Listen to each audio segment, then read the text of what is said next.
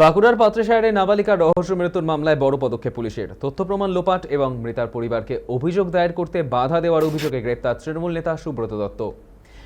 এর আগে একই মামলায় গ্রেপ্তার হয়েছিল তার স্ত্রী পূরবী দত্ত মল্লিক। জানা গিয়েছে, চলতি বছরের 30শে মার্চ পাত্রসায়ারে এক নাবালিকার মৃত্যুর ঘটনায় প্রথমে রোহিত মল্লিক ও তার মা রুম্পা মল্লিকের বিরুদ্ধে অভিযোগ ওঠে।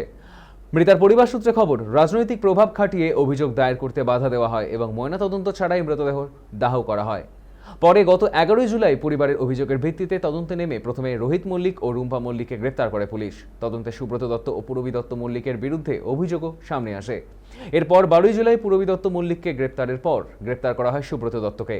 অভিযুক্তকে পাত্রসায়ারে থানা থেকে আদালতে নিয়ে যাওয়ার সময় থানার বাইরে উত্তেজনা ছড়ায়। একদল বিক্ষোভকারী চোর চোর স্লোগান দিতে থাকে। অভিযোগ, পুলিশের গাড়ি লক্ষ্য করে ছোড়া হয় ডিম। এই ঘটনাকে কেন্দ্র করে এলাকায় ব্যাপক উত্তেজনা সৃষ্টি হয়েছে।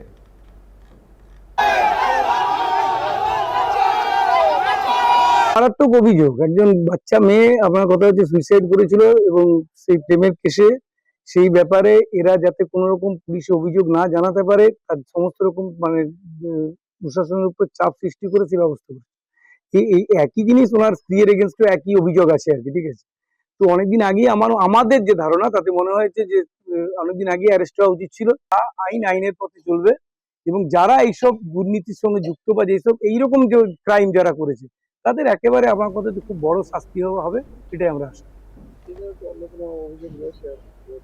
অনেক অভিযোগ আছে, ঠিক আছে, আস্তে আস্তে আপনারা সবই জানতে পারবেন, ঠিক আছে। একাধিক অভিযোগ আছে, অভিযোগ আপনার এবং সেগুলো কোনোটাই প্রমাণ সাপেক্ষ না, প্রমাণিতই হবে।